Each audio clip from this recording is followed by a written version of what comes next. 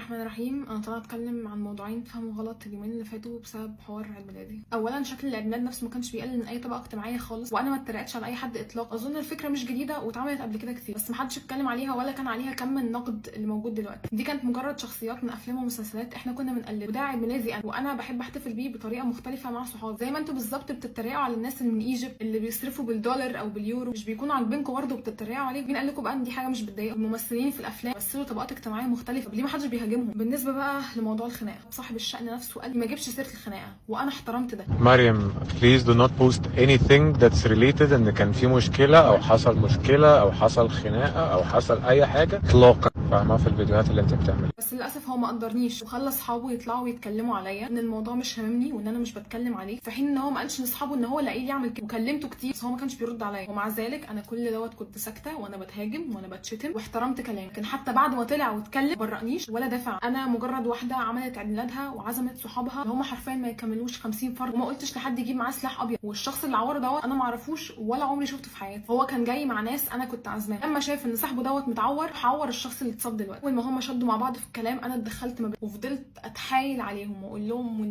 والنبي كان ممكن ياخدوا بعض ويحلوا الموضوع بره. بس هم ما احترموش العيد ميلاد ولا احترموا صاحبه العيد ميلاد ولا احترموا الناس اللي كانت موجوده في العيد ميلاد. قرروا ان هم يتخانقوا في اخر العيد ميلاد، وساعتها كل الناس اللي حواليا كانت بتشدني عشان ابعد عنهم. نزلوني ساعتها في اوضه تحت، وساعتها انا انهارت من العياط وما كانوش عارفين يهدوني. بعديها سمعت ان هم بيتخانقوا تاني، بس انا ما شفتش نقطه دم واحده، انا ما كنتش موجوده. طبيعي ان اي خناقه زي كده بنجيب حقها بالقانون مش على السوشيال ميديا. اي خناقه وارد قوي انها تحصل في اي وقت وفي اي مكان، ملهاش علاقه خالص بشكل العيد ميلاد او مكان. انا لو كنت عاملاه في بيتي كان وارد برضه يحصل خناقه، لكن انا ما تسترتش على مجرمين ولا قتالين قتل. بس ده لو كان عيد ميلاد حد تاني وكان معمول بنفس الطريقه، انتوا ما عندكوش مانع مع العيد ميلاد نفسه، عندكم مانع عن العيد ميلاد ده بتاع مريم. ما كنتش ابدا متخيله ان ممكن حاجه زي كده تحصل في يوم زي ده، وانه ممكن يتقلب بمنظر زي ده خالص. ما كنتش اتمنى ابدا ان اي حد يحصل له اي حاجه وحشه، بس فعلا انا ماليش ذنب في اي حاجه حصلت. بس الحمد لله انها جت على قد كده وربنا ستر. بس انتوا كان لازم تعرفوا الحقيقه، وان انا ما استاهلش كم الهجوم والانتقادات والاتهامات دي، ودي كلمه حق ربنا هيحاسبني عليها، وربنا يشهد ان انا ما كدبتش ولا كلمه اتقالت.